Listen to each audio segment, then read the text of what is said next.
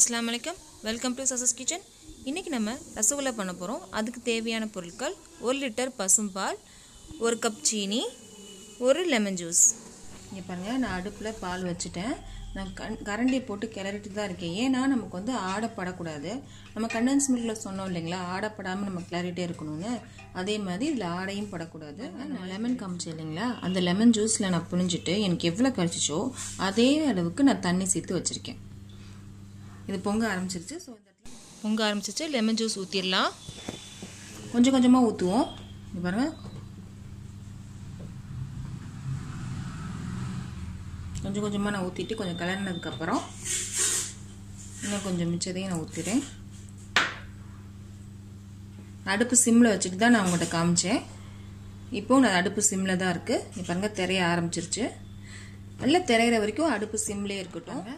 தெரிய ஆரம்பிச்சிருச்சு, தனித்தனியாக வந்துருச்சு.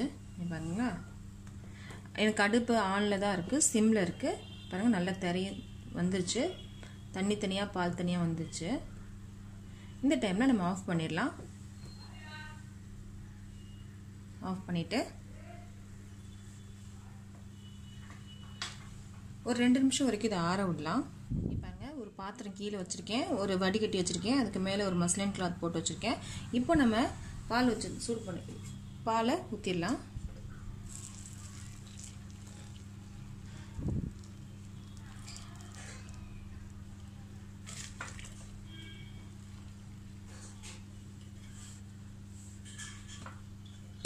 இங்கே பாருங்கள், நம்ம வடிகட்டிட்டோம். எல்லாத்தையும் கொஞ்சம் தண்ணி ஊற்றிடுறேன்.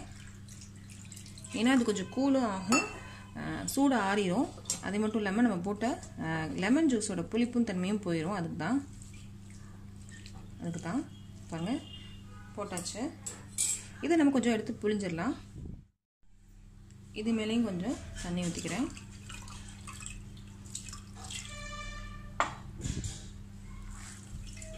இது ரொம்ப புளிஞ்சிடக்கூடாது, இல்லை தண்ணி இருக்கணும்.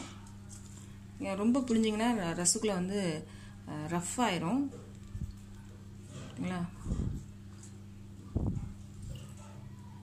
ஓரளவுக்கு புளிஞ்சிட்டு தண்ணி இருக்கு, இந்த மாதிரி புளிஞ்சிட்டு நம்ம வந்து எங்கேயாவது கட்டி தொங்க விட்டுடலாம். இந்த துணியை ஒரு மணி நேரத்துக்கு அப்படியே தொங்க விட்டுடலாம். இதில் வந்து ஈரப்பதம் இருக்கணும், அப்போ தான் வந்து நமக்கு ரசகுல்லா சாஃப்டாக இருக்கும். அதனால் நம்ம தொங்க விட்டுலாம். நான் கட்டி தொங்க விட்டுருக்கேன்.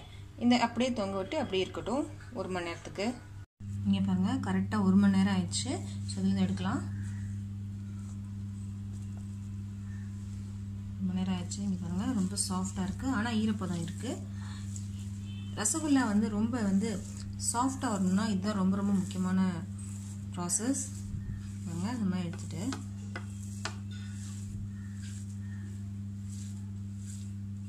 பாருங்க எப்படி இருக்கணும் அப்படின்னா, இங்கே பாருங்களேன், உங்களுக்கு சவுண்டு கேட்குதா?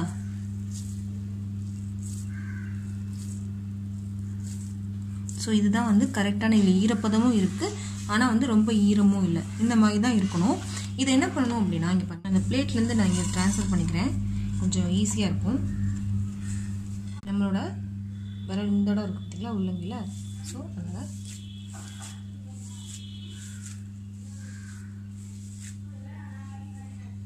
அப்புறம் சேர்த்துட்டு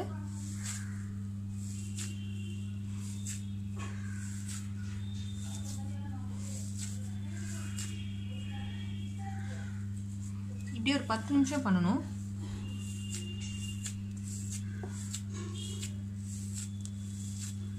பாருங்க, எல்லாம் கலந்து வந்துருச்சு. ஸோ அதனால நான் எடுத்துட்டேன். இது பாருங்க, ஒரு ரவுண்ட் பண்ணி பார்க்கலாம். பாருங்க, நமக்கு எந்த இடத்துலையுமே கிராக் விழுகலை. ஸோ இப்போ ரெடி ஆயிடுச்சு. நம்ம சர்க்கரை பாகு பக்கம் போகலாம். இங்கே பாருங்க, சர்க்கரை பாகு செய்ய ஒரு பாத்திரம் வச்சுருக்கேன். நம்ம எடுத்து இந்த 1 கப் சீனியை போட்டுடலாம்.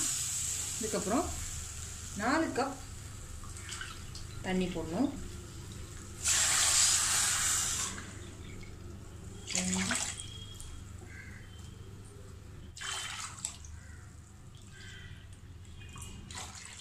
சர்க்கரை கரையட்டும். ஒன்றுக்கு நம்ம 4 கப், 1 கப் சீனிக்கு நம்ம 4 கப் தண்ணி போட்டு நம்ம அதை வச்சுருக்கோம். இதில் வேணும்னா நீங்கள் வந்து ஒரு ஏலக்காவோ இல்லை ஒரு கிராம்போ இல்லை ஒரு பட்டையோ போட்டுக்கலாம். நான் அன்றைக்கி எதுவும் போடல. இது இங்கிட்டு கொதிச்சுட்டு இருக்கட்டும். நாம போய் அந்த ரசகுல்லாக்கு ரவுண்ட் பண்ணிடலாம். நம்ம ரவுண்ட் பண்ண ஆரம்பிச்சிடலாம். நம்ம ரவுண்ட் பிடிச்சிட்டோம். இப்போ சீனி பாகு போய் பார்க்கலாம். சீனி பாகு நல்லா கொதிக்க ஆரம்பிச்சிட்ருக்கு. இங்கே பாருங்க. இந்த டைமில் நம்ம ஒரு போட்டுடலாம். நம்ம ரவுண்ட்ஸ் எல்லாம் போட்டுடலாம்.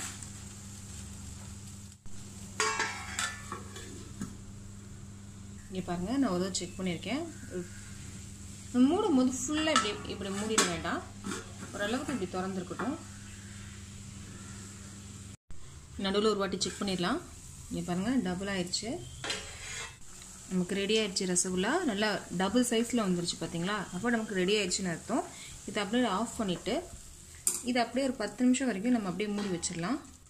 இங்கே பாருங்கள், சூப்பரான ரசகுல்லா ரெடி ஆயிடுச்சு. இந்த வீடியோ பிடிச்சிருந்துச்சுன்னா லைக் பண்ணுங்கள், ஷேர் பண்ணுங்கள், கமெண்ட் பண்ணுங்கள். மறக்காமல் என்னோட சேனலை சப்ஸ்கிரைப் பண்ணுங்கள்.